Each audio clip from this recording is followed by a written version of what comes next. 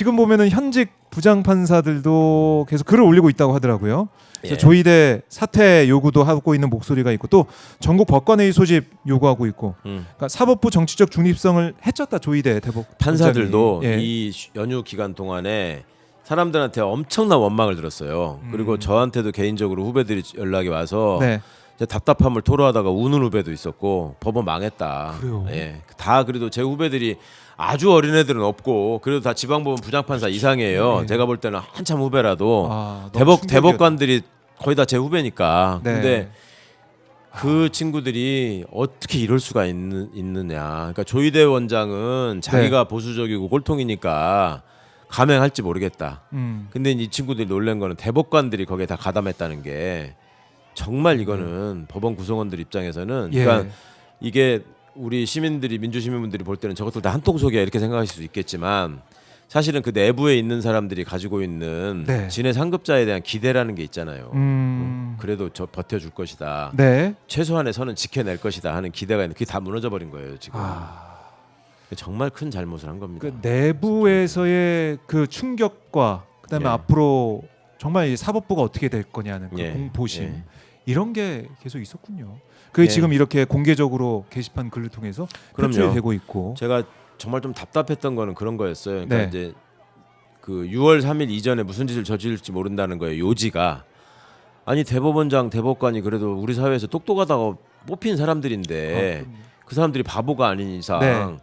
그게 아예 6월 3일 전에 이재명을 날리지도 못할 거면 왜 파기환송을 했겠냐 그거였잖아요. 핵심적인 불안감이 걔들이 바보냐. 네. 그리고 뭐 그 안에 무슨 절차 어쩌고 뭐 그런 날짜가 어떻고 이런 것들 지금 법률가랍시고 민주당 의원이든 무슨 최강욱이 같은 놈들이 얘기하는데 언제 걔들이 그거 지켰냐. 그러니까 뭐 반론이라는 게 그거였잖아요. 야 그러면은 뭐 니네가 다 이재명 상고 기각할 거라고 그랬잖아. 그럼 뭐 계엄은 뭐 법에 있어서 법 지켜가면서 한 거야? 쟤들은 저지르잖아. 그리고 쟤들은 시민분들의. 내란 네. 세력으로 지금 똘똘 뭉쳐가지고 계획이 다 있다 그러잖아. 그러면서 이제 그 중간에 막 음모론이라는 게 뭐였어요? 뭐 김앤장이 네. 기록을 미리 갔다가 뭐 거기서 판결문 써준 사람이 있었다. 네. 누구 뭐 특정인 이름까지 나오고 막 이랬잖아요. 이게 저는 정말 그게 너무 그러니까 너무 슬펐어요. 그러니까 이 정도까지 우리 사회가 신뢰의 기반이 완전히 무너졌구나. 네. 그리고 그런 정도로 뭐랄까 이제 그 제가 보기에는 일종의 음모론이 횡행한 건데 그거는 음모론이라고 하는 거는 상대를 굉장히 파워가 있는 사람으로 전제할 때만 가능한 일이거든요. 왜냐하면 우리가 예측하는 모든 점들에 대한 그 어떤 차단막이나 방비가 있을 때 음모론이 성립하고 거기서 공포가 오는 거거든. 네. 근데 그게 대법원장이네 대법관이네 하는 이런 껍데기에 아직도 시민들이 여전히 속고 긴장하시는구나. 제가 오늘 매불쇼에서 말씀드렸던 요지는 그거거든요. 그 사람들이 그 정도를 전략적으로 생각하고 꼼꼼하게 판단할 만큼의 그런 수준의 사람들이 아니다. 네. 그런 생각 없이 내가 대법원장이니까 내가 나서서 생중계로 국민들한테 이재명 거짓말쟁이다. 이거는 중대한 범죄다라고 하면 네. 이 판을 엎어버릴 수 있다라고 나름의 소영웅주의에 빠진 거예요. 그 사람들의 수준으로서. 왜냐하면 그 안에서 쥐가 왕이니까 그것만 보거든. 근데 이제 이 휴일 상관에 판사들조차도 자기 주변 식구들 뭐 일가 친척은 물론이고 만나는 사람들마다 도대체 이게 너 판사지 너 이거 어떻게 될 것 같아. 대법관들이 기록 다 본 것 같아 안 본 것 같아 이 질문부터 받았을 거 아니에요. 그렇죠. 6만 8천 쪽 어떻게 된 거냐. 그걸 어떻게 그것도 대법원이 또 그 불안하니까 오락가락 했잖아. 처음엔 다 봤다 그랬다가 조선일보 통해서 흘린 말이 다 안 봐도 된다 뭐 이런 거였잖아요. 네, 나중에 한 그러니까 얘기가. 그게 저는 그거에서부터 쟤들 저거 무너진다. 이거를 전략적으로 계획을 세워가지고 네. 6월 2일 날까지 어떻게든 이재명을 날릴 거면 그런 반응을 할 필요가 없어요. 그냥 가만히 있다 날려버리면 되는 거야. 뭐하러 그걸 해명을 해요. 근데 그런 거 하나하나에 대한 어떤 말씀이나 이런 게 그거를 끝내 못 받아들이시는 분들이 꽤 많으시더라고. 그래서 너무 좀 이렇게까지 신뢰를 조희대가 다 무너뜨렸구나 하는 게 참 슬펐습니다. 그러게 말입니다. 이 사법부라는 것은 정말 우리 민주주의 최고의 보루라는 얘기를 그동안 많이 해왔고 대법원이라는 곳은 네, 전원 합의체까지 있다는 건 뭡니까? 그만큼 숙고하고 수기하면서 결정을 내리는 곳인데 그렇죠 말입니다. 거기에서 9일 만에 결정을 내렸다는 게 예전에 군사 독재 시절에 그 굴종하는 판결을 내리던 대법관들도요. 그때의 대법원장 이영섭 씨가 쓴 그 유명한 게 있어요. 사법부가 네. 부자가 이 행정부의 뭐 국방부, 법무부 할 때 부자하고 다르거든요. 입법부, 행정부 할 때 부자는 이 부자예요. 네. 그냥 저기 국방부 뭐 재무부 할 때 네, 이 부자가. 부자는 이 부자인데 그렇죠. 부처 할 이 때. 사법부는 이 부자라고요. 근데 옛날에 박정희 때 그 이영섭 대법원장이라고 있는데 네. 그 사람이 퇴임사에다가 회한과 오욕의 시간들이었다라고 하면서 자기가 대법원장으로서 겪었던 그 수모, 치욕, 네. 군부 독재 하에서 그거를 사법부라고 글자를 이걸로 썼다고. 원래 사법부를 쓰지 않고.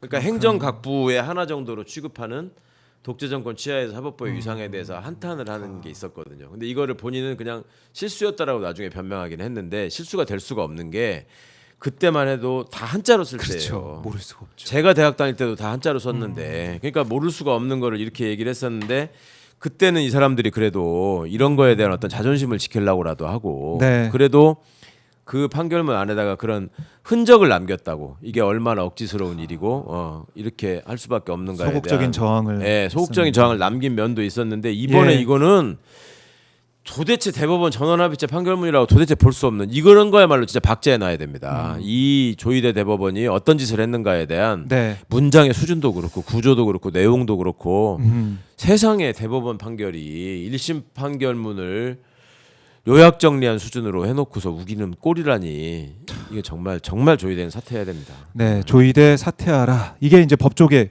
사법부 내에서도 들리고 있는 목소리고 우리 국민들의 뭐 일관된 계속 요구하는 그 상황이고 의원님도 말씀하셨는데 네. 자 이게 6월론이 연기가 됐어요. 연기가 됐는데 그럼 이걸로 끝이냐 앞으로 예.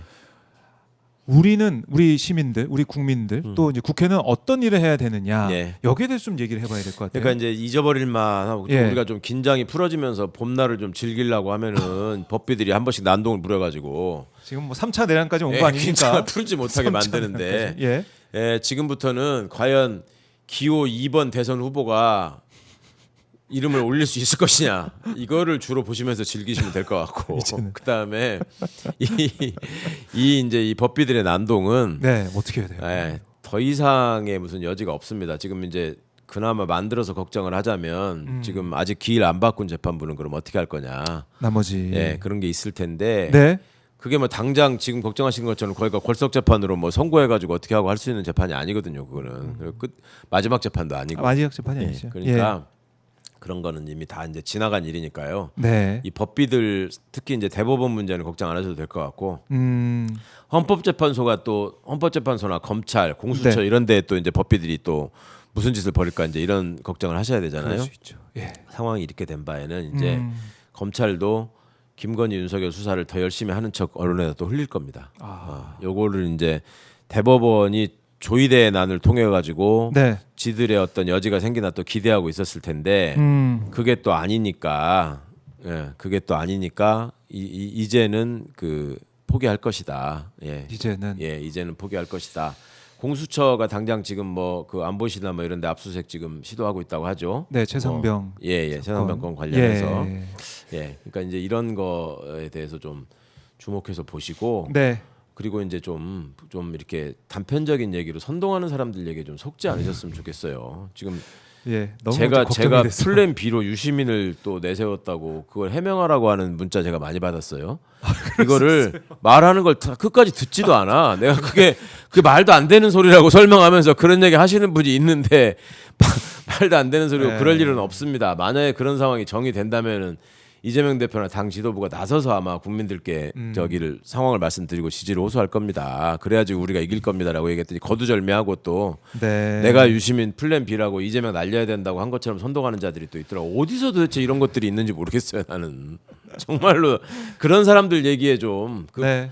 불안을 가지고 그 돈을 버는 사람들이 있더라고요. 대표적인 게 저는 입시학원이라고 생각합니다. 네. 그러니까 학부모들이 입시학원. 학부모들이 사회에서 겪는 여러 가지 어려움들을 자녀의 성적과 네. 교육과 학습을 통해서 극복될 수 있다고 생각하면서 네.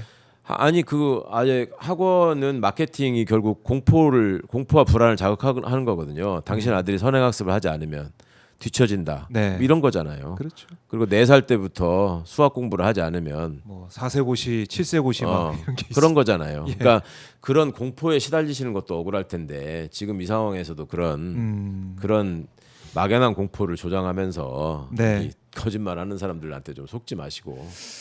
그래요. 아니 그게 정말 중요해요. 네. 앞으로 우리가 집중하면서 봐야 될 게 있고 우리가 마음을 모아가야 될 부분들이 있는데 네. 그게 자꾸 시선이 흐트러지는 그렇죠. 거고 그걸 조장하는 거거든.